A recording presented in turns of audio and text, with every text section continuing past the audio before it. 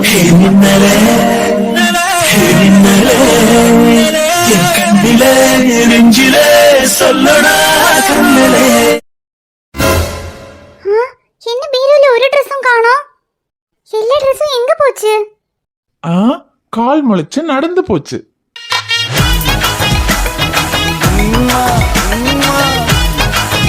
ஏடா ஃப்ராடே, இதெல்லாம் உன் வேலை தானா?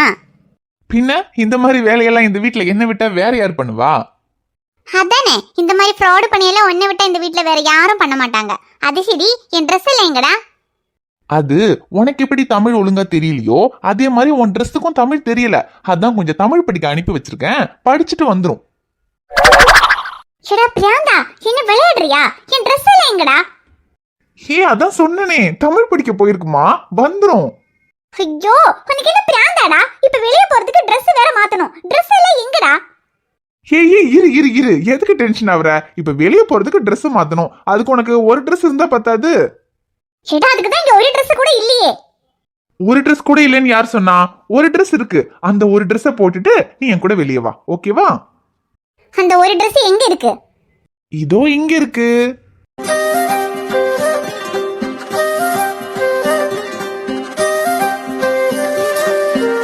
உனக்கு என்ன, இப்ப வெளியே போறதுக்கு ட்ரெஸ் மாத்துறதுக்கு ஒரு ட்ரெஸ் வேணும், அவ்வளவுதானே?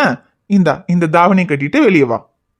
ஹோ, நான் தாவணி கட்டணுங்கிறதுக்காக தான் இப்ப என் பீரோல இருந்து ட்ரெஸ் எல்லாம் எடுத்து வச்சிருக்கியா? பரவாயில்லையே, பாயிண்ட் புடிச்சிட்டியே. நீ ரொம்ப சமத்திரி செல்லம். அப்படியே சமத்தா இந்த தாவணி கட்டிட்டு வா பாக்கலாம். ஏடா வேண்டாம், நீ ரொம்ப ஓவரா போற. என்ன மின்னல், இதையே ஓவர்னா எப்படி? அப்ப இதுக்கப்புறம் நான் பண்றதெல்லாம் பார்த்தா என்ன சொல்வ? நான் ஒன்னும் சொல்ல மாட்டேன், நேரா போய் என் சேட்டங்கிட்ட சொல்லுவேன். சொல்லிக்கோ, எனக்கு என்ன. நீ போய் இது எல்லாம் உன் அண்ணன் கிட்ட சொன்னேன்னு வச்சுக்க, உன் அண்ணன் வந்து என்கிட்ட கேட்டா நானும் எல்லாத்தையும் சொல்லுவேன். நீ என்னடா சொல்லுவ? 3 வருஷத்துக்கு முன்னால நான் உன்னை காப்பாத்தினது, நீ 3 வருஷமா என்ன காதலிச்சது, என்ன காதலிக்கிறதுனால வீட்டுல பாக்குற பையனை வேண்டான்னு சொன்னது, அதுக்கப்புறமா நான் உன்னை கண்டுபிடிச்சது, அப்புறம் இப்ப நம்ம லவ் பண்றது, இது எல்லாத்தையும் நானும் சொல்வேன். என்ன இதெல்லாம் நான் அண்ணன் கிட்ட சொன்னா எனக்கு 2 அடி உழுகும், அவ்வளவுதான். அது பரவாயில்ல, காதலுக்காக 2 அடி என்ன, 4 மிதி கூட வாங்கலாம், ஒன்னும் தப்பு இல்ல. ஆனா இதெல்லாம் நான் சொன்னதுக்கு அப்புறம் உன் அண்ணன் என்ன பண்ணுவான்னு நினைக்கிற? உன்னை கழுத்து பிடிச்சு வெளியே தள்ளுவான். அதுதான் இல்ல, நான் உன்னை காப்பாத்திருக்கேன். இந்த 3 வருஷமா நீயும் நானும் இவ்வளவு சின்சியரா லவ் பண்ணிக்கிட்டு இருந்திருக்கோன்னு தெரிஞ்சா உன் அண்ணனே நம்மள சேர்த்து வச்சிருவான். அங்கன்னு கனவு காணு, ஆனா அதெல்லாம் நடக்காது. என் சேட்டனுக்கு இல்லாட்டியும் உன்னை பிடிக்காது, இதுல இப்ப எனக்கும் உன்னை பிடிக்கலன்னு தெரிஞ்சா அதுக்கப்புறம் என்ன உனக்கு கல்யாணம் பண்ணி வைப்பானா? ஐயோ மின்னல், உன் அண்ணனுக்கு என்ன பிடிக்காதுதான், ஆனா உனக்கு என்ன பிடிக்காதுன்னு சொல்லாத. ஏன் சொல்லக்கூடாது? எனக்கு உன்னை பிடிக்காதுதான். ஏன் பிடிக்காது? பிடிக்காம என்ன லவ் பண்ண? அது அப்ப பிடிச்சது, ஆனா இப்ப பிடிக்கல. பாத்தியா, அப்போ பிடிச்சது இப்ப பிடிக்கல, அதே மாதிரி இப்ப பிடிக்காதது நாளைக்கே பிடிக்கலாம்ல. உன்னையெல்லாம் நாளைக்கு இல்ல, இனி எத்தனை வருஷம் ஆனாலும் எனக்கு உன்னை பிடிக்காது. சரி ஓகே, பிடிக்குதா பிடிக்கலையான்னு உன் அண்ணன் கிட்ட நான் எல்லாத்தையும் சொல்றேன், அதுக்கப்புறமா பாத்துக்கலாம். அது வேண்டாம் வேண்டாம், சேட்டன்கிட்ட எதுவும் சொல்லாத. ஏன் செல்லம், பயமா இருக்கா? இல்ல இன்னைக்கு அவ்வளவு தைரியமா பொண்ணு பார்க்க வந்த மாப்பிள்ளைகிட்டயே வேற ஒருத்தனை லவ் பண்றேன்னு சொன்ன, இப்ப நம்ம லவ் விஷயத்த உன் அண்ணன் கிட்ட சொல்றதுக்கு எதுக்கு பயப்படுற? அது அன்னைக்கு நான் உன்னை லவ் பண்ணேன், அதனால சொன்னேன். ஆனா இப்பதான் நான் உன்னை லவ் பண்ணலையே, அப்புறம் எதுக்கு என் சேட்டன்கிட்ட சொல்லணும்? ஆனா நான் உன்னை லவ் பண்றேனே. நீ லவ் பண்ணா நானும் லவ் பண்ணணும் இல்ல? நான் லவ் பண்ணாம இதுக்கு என் சேட்டன்கிட்ட இதெல்லாம் சொல்ற? அதெல்லாம் ஒன்னும் சொல்ல வேண்டாம். சொன்ன எங்க உன் அண்ணன் மனசு மாதிரி நம்ம 2 பேருக்கும் கல்யாணம் பண்ணி வச்சிருவானோன்னு பயமா இருக்கா? ஆனா எனக்கு எந்த பயமும் இல்ல. நம்ம விஷயத்த வீட்டுல சொல்லி எவ்வளவு பெரிய பிரச்சனை வந்தாலும் அதை நான் பாத்துக்குவேன். நீ மட்டும் ஊன்னு ஒரு வார்த்தை சொல்லு, இப்பவே நம்ம காதலை பத்தி உன் அண்ணன் கிட்ட சொல்லி நம்ம கல்யாணத்துக்கு நான் சம்மதம் வாங்குறேன்.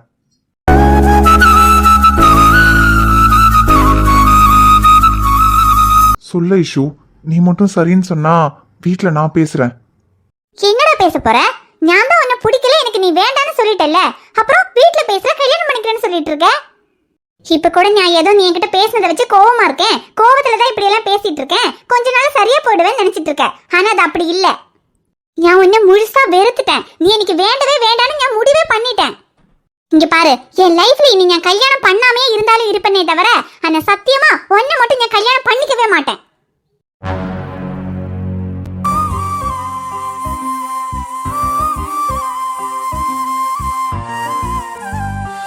என் மனசை எப்படியாவது மாத்தி திரும்பவும் காதலிக்க வச்சிடலாம் தானே இப்படி எல்லாம் பண்ணிட்டு இருக்க.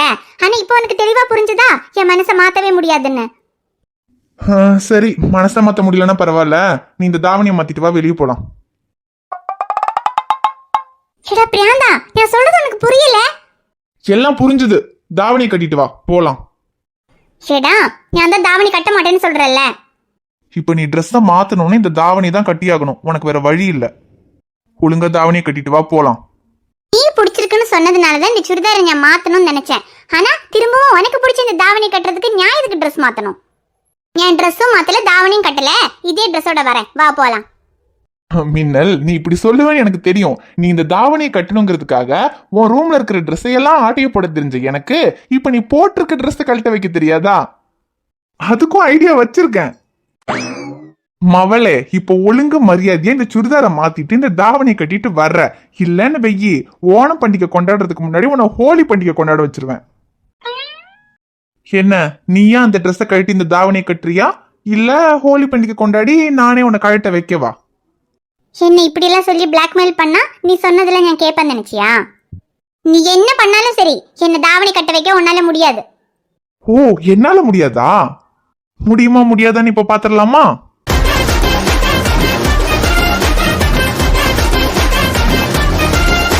ஹோய் மின்னல், ஹாப்பி ஹோலி. சேடா வேண்டாம். ஹோலி ஹோலி பக்கத்துல சிறுக்கு ரங்கோலி, ஜாலி ஜாலி வெக்கத்துல மயங்குற டாலி, காலி காலி மொத்தத்துல அவளும் தான் காலி, ஜாலி ஜாலி அடிப்போலி, அலமித்தி ஹபீபோ, அலமித்தி மித்தி வந்தால, அலமித்தி ஹபீபோ, அலமித்தி மித்தி வந்தால். ஓ கியூட்டி நீ ஸ்வீட்டி, ஓ பியூட்டி அதில் மாட்டி, நான் மெல்ல மகாலி, அத சொல்லல போடி, முதல் வாட்டி படம் காட்டி என்ன வாட்டி கண்ணை காட்டி, அவ கொஞ்சமா ஏத்தி என்ன செஞ்சுட்டா ஒருத்தி. ஐயோ, தாவணி கட்ட வைக்கிறதுக்காக எதோ பிளான் பண்ண போய் கடைசியில மைண்டு வேற எங்கெங்கயோ போதே. போதும்டா டேய். என்ன, இப்போ இந்த ட்ரெஸ்ஸை கழட்டி தானே ஆகணும். ஒழுங்கா இந்த ட்ரெஸ்ஸை மாத்திட்டு அந்த தாவணி கட்டிட்டு வா.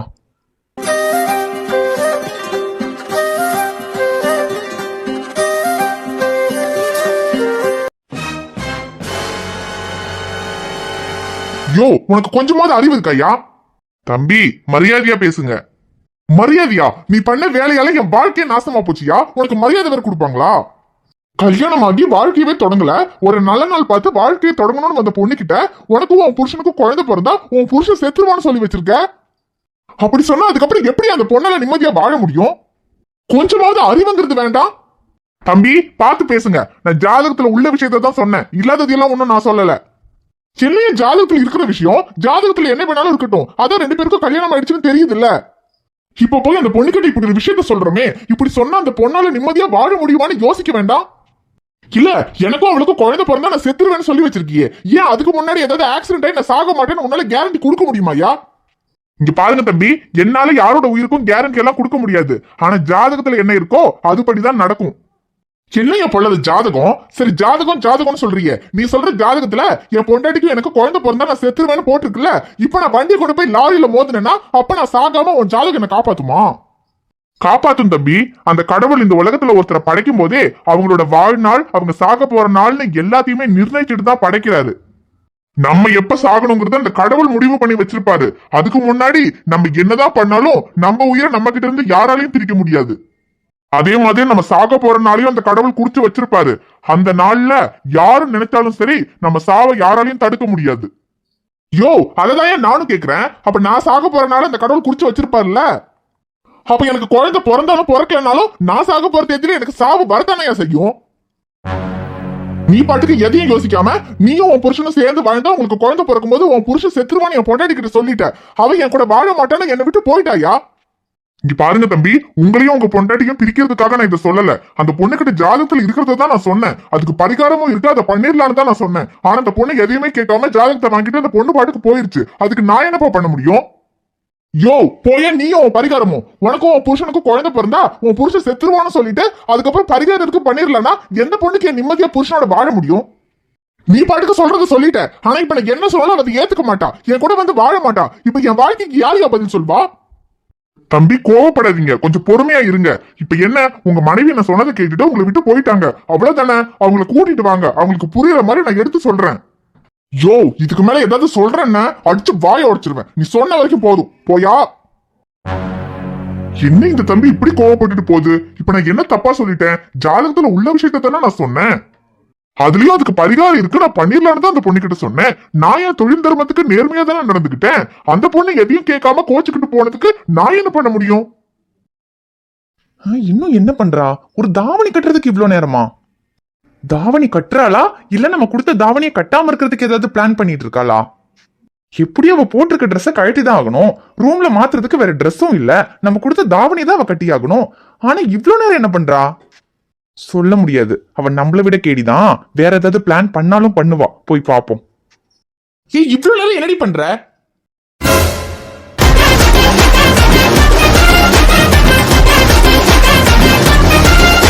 ஐயோ, பார்க்க கூடாதத பார்த்துட்டோமே. இத ஃபர்ஸ்ட் டைம் பார்த்ததுனாலதான் 3 வருஷம் தூக்கம் போச்சு. இப்ப திரும்பவும் இதுக்கு மேல முடியாதுடா. என்ன பண்ற? அது தாவணி கட்டிட்டியான்னு பார்க்க வந்தேன். ஏன் அது அங்கிருந்து பார்த்தா தெரியல?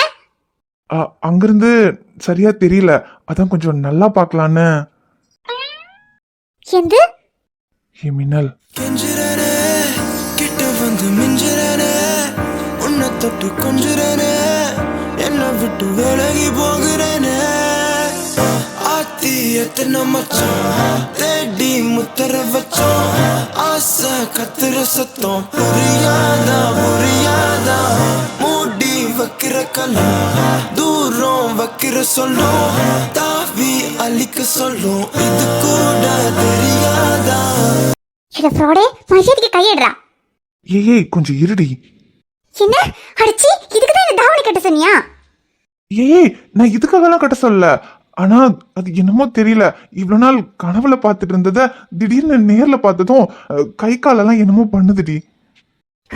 பண்ணும். நீயே ஒரு ஃப்ராடு. உனக்கு அப்படி எல்லாம் பண்ணாம இருந்ததுன்னு அதிசயம். போற இங்கிருந்து வெளியே. ஏய் நிஜமா போணுமா? சேட்டா, உன் புத்திய திரும்ப திரும்ப காட்டுற பத்தியா? ஒன்னு நம்பி போய் என் சேட்டா உன் கூட என்ன அனுப்பி வைக்க சம்மதிச்சானே. இல்ல இதுக்கப்புறம் ஞாபகம் கூட வரல. நீ முதல்ல இங்கிருந்து போ. ஏய் நான் ஏதோ சும்மா விளையாட்டுக்கு சொன்னேன்டி. சரி வா, கடைக்கு போலாம். ஒண்ணும் வேண்டாம். இங்க வீட்டுல இத்தனை பேர் இருக்கும் போதே இவ்வளவு தைரியமா என்கிட்ட இப்படி எல்லாம் பண்ற. இதுல ஒன்ன நம்பி நான் தனியா வெளியே வந்தா இன்னும் எனக்கு என்னெல்லாம் பண்ணுவேன்? ஏய் வெளியே போய் பப்ளிக் பிளேஸ்ல என்னடி பண்ண முடியும்? போ, அப்ப தனியா கிடைச்சா என்ன வேணாலும் பண்ணுவேன். ஐயோ கடவுளே, இவகிட்ட எது சொன்னாலும் தப்பாகுதே. ஏன்னா அப்படி சொல்லல. சரி விட, ஏதோ தெரியாம சொல்லிட்டேன். வா கடைக்கு போலாம். இல்ல, இதுக்கப்புறம் நான் உன்னை நம்பி எங்கேயும் வரல. ஏய் என்னமோ பொட்டு வளையல என்னெல்லாமோ வாங்கணும்னு சொன்னியே, அப்ப அதெல்லாம் உனக்கு வாங்க வேண்டாமா?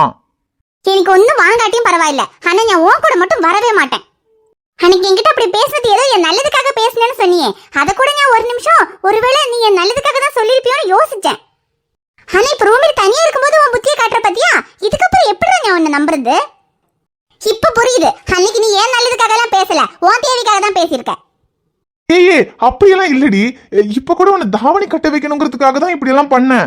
ஆனா தாவணியில உன்னை பார்த்ததும் தெரியாம கை ஸ்லிப் ஆயிடுச்சு. ஆகாம எப்படி இருக்கும்? ஏன்னா உன் புத்தி அப்படிப்பட்ட புத்தி தானே. இதுக்கப்புறம் இந்த விஷயத்துல இந்த கடவுளே வந்து சொன்னாலும் நான் உன்னை நம்ப மாட்டேன். ஃப்ராடு, வெளியே போடா.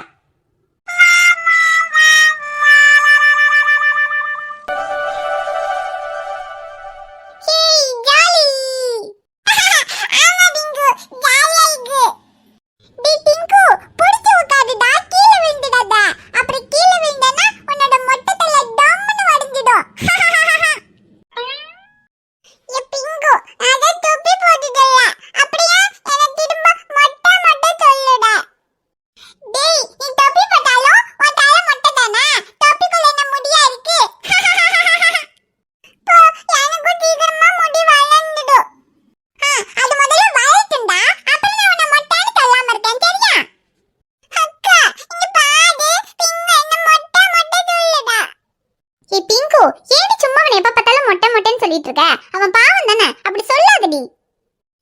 போ, நான் அவனை அப்படிதான் சொல்லுவேன். அவன் என் தம்பி தானே. தம்பினா இப்ப இப்படிதான் அழ வைப்பியா? ஆமா, என் தம்பியை நான் தான் அழ வைக்கணும். அப்புறம் வேற யார் அழ வைப்பா? அக்கா. ஏ பிங்கு, சும்மா சும்மா அவனை அழ வைக்காதடி, பாவண்டி அவன். டேய் டிங்கு, நீ அழாதடா. நீ வேணா பாரு, உனக்கு சீக்கிரமே முடி வந்துரும். அதுக்கப்புறம் அவ உன்னை மொட்டைன்னு சொல்லவே முடியாது. சீக்கிரம்னா எப்பக்கா வரும்? நாளைக்கு வந்துடுமா? டேய், நாளைக்கெல்லாம் வராதுடா. 4 மாசம் ஆகும். 4 மாசம் வரைக்கும் நீ மொட்டை தலையா தான் இருப்ப. நான் உன்னை மொட்டை மொட்டை மொட்டைன்னு தான் சொல்லிக்கிட்டு இருப்பேன். அக்கா. டேய், அவ சும்மா சொல்றாடா. 4 மாசம்லாம் ஆகாது, சீக்கிரமா வந்துரும்டா. பிங்கு, சும்மா இருக்க மாட்டேன். சரி சரி, 2 பேரும் இது மேல ஏறி விளையாண்டது போதும். கீழே விழுந்து அவ்வளவுதான். இறங்குங்க 2 பேரும். காக்கா, இருக்கா, கொஞ்ச நேரம் விளையாடுறோம். இது மேல உட்கார்றதுக்கு ஜாலியா இருக்கு. பிங்கு, சொன்னா கேட்க மாட்டேன். நீ ஒழுங்கா புடிச்சு உட்காருவ. தம்பி கீழே விழுந்துருவாண்டி, இறங்கு. அவன் விழுந்துருவானா? அவனை இறங்க சொல்லு. நான் எதுக்கு இறங்கணும்? நானும் இறங்க மாட்டேன்ப்பா. நானும் இறங்க மாட்டேன். ஐயோ, 2 பேரும் சொன்னாலே கேட்காதீங்க. யாராவது ஒருத்தர் இப்ப கீழே விழுந்தீங்கன்னா அம்மா வந்து எனக்கு தான் திட்டு விழும்.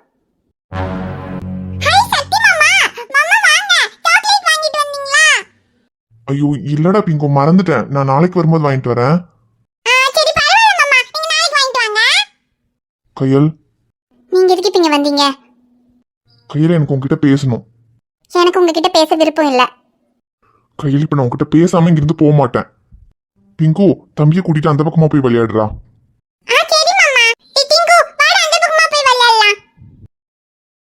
கையல்,